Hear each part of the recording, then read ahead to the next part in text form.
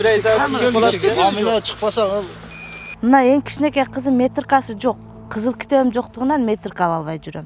5 жаш, 6 жаш болуп атат. Бизде ошончо проблемалар бар. Аны айыл өкмөткө барсак, архитектурга бар дейт. Архитектурга барсак, акимчиликке бар дейт. Биз кимисине барып, кимисине кайрылышыбыз керек эми. Паспорт ала албай атабыз. Биз сыртка чыгабыз Москва Сасыгага. Паспорт жок, башка жок. Барсаң да кызыл китеп көтөрүп кел дейт. Чечилбей жаткан көйгөйлөрү менен кайрылган бул жарандар Сузак айыл өкмөтүнө караштуу Ташакур участкасынын тургундары. Алар турак жайларына кызыл китеп ала албай бир топ маселелерге тушугуп жатканын билдиришти.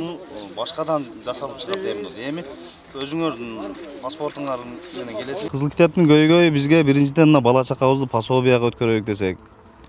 Ушундай документ жагына мектепке, наркы беркиге ушул кызыл китеп болбосо болбойт экен да. Кайра каттатып кечегиде барсак испискада биздин аты фамилиябыз дагы жок. Аны айыл өкмөткө барсак архитектурга бар дейт. Архитектурга барсак акимчиликке бар дейт. Биз кимисине барып, кимисине кайрылышыбыз керек эми. Биз кайра бара берип уже чарчадык. Акыры ушул 7-нчи каналга барып биз кайрылганыбыз ушул эле. Эртең мектепке берсем кайдан алам эмен метриканы? Метрика жоқ. Паспортсыз барсаң кызыл китеп алып кел дейт. Кимдин кызыл китебин алып барам? Айла жоқ. Жүрөт 6 жаш болуп калды уже. Быйыл бере албадым эле ойго. Берип коеюн дедим эле. Ошону энди эл өкмөт бергенден кийин кимиси берди, кимисинен бербеди, аны түшүнбөйм го. Бирок баары ошого кызыл китеп азыр керек болуп атат. Ошо кызыл китеп бериш керек да элдерге. Элдер учетко ham кое албай атат бул жерде. Мектеп проблемасы бизге статус бербей атат. Бул чекти бергенден кийин кызыл китебин ham кошо бериш керек да муну. А барсаң архитектурга бар дейт, госрегистрге бар дейт. Ушинтип башыбызды айлантырып, паспорт ала албай атабыз. Биз сыртка чыгабыз Москва Сасыгага. Паспорт жок, башка жок. Барсаң да кызыл китеп көтөрүп кел дейт. Тууралуу ушу айыл өкмөткө кайрылсак карабай жатат. Аталган конушта мындан сырткары таза суу, мектеп, бала бакча маселеси да курч. Жергиликтүүлөрдүн айтымында буга чейин көйгөйлөрүн айтып, жергиликтүү бийликке кайрылып келишкен. Бирок андан майнап чыкпай келет. Бизде ошончо проблемалар бар. Себеби кайсыл жерге барсаң документ сүйлөйт экен.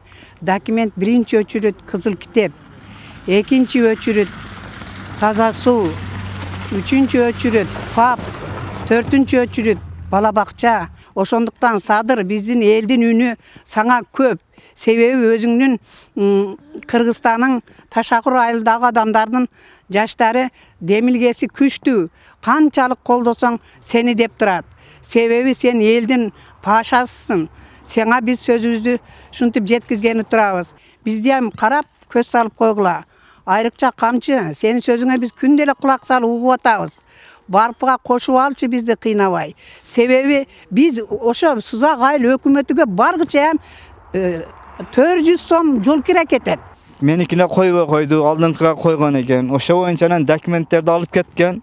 Ана берез, мына берез, бир айда тиет, 2 айда тиет деп ушу менен жүрөт. Ар өкмөткө барган сайын сурап коем, 1 айдан кийин берилет экен дейт. Ошентип жүрөбүз. Ошентип кызыл китапка берилер. Балдар бара, балдар кушlar, балларны көрөмөн. FAP yok. Birinciden birinci yordamga. Kasal bo'lamiz va yoshimiz katta bo'lib qoldi. FAP yok.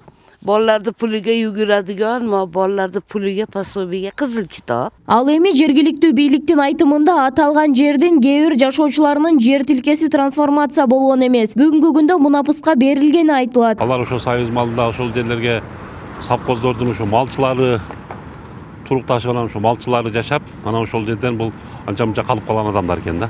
Андан кийин ал жерде бүгүнкү күндө ошо 45 үй бар. 45 үйгө биз карап, баардыгын карап эмне болуп атат. Манем ал кызыл китеп ала албай аткан себеби ал жерде трансформация болгон да жер бар, болбогон да жерлер бар да. Ошо болгон жерлерде мына Кудай кааласа азыр күндө мунапыска берилип, мунапыс менен баардык Сузак айыл өкмөтүнүн жарандары мунапыс аркылуу азыр кызыл китептерин алып атат. Ташакурда Кудай буйруса жакын күндөрү кызыл китебин алат. Ал жерде эч канча адам жок өзү. Ал жердин баар жогу Өзбекстандан, өзгөндөн, ошо ар жактан келип калган адамдар да. Бул жерден бизде азыр ал адамдардын пропискасы эле жок. Ал адамдардын. Эми Кудай буйруса мунапыска кирди, мунапыстан кызыл китепти берсек, анан бизге мунапыстан биздин учетко турушат. Ал жерге биз ошо таза суу чыгарайлы аракет кылдык эле. Таза сууга ал жерге уруксат берилбей алды да. Себеби ал жерден скважина менен чыгарсак, скважинадан тузлуу суу экен, тузлуу сууну болбойт деп ошо уруксат берилбей калды. Kanaldарын казып беребиз, жолдоно шагыл төгүп беребиз, жылдалдарлардын элдердин. жакын арада чечилет, Кудай буйрсачы.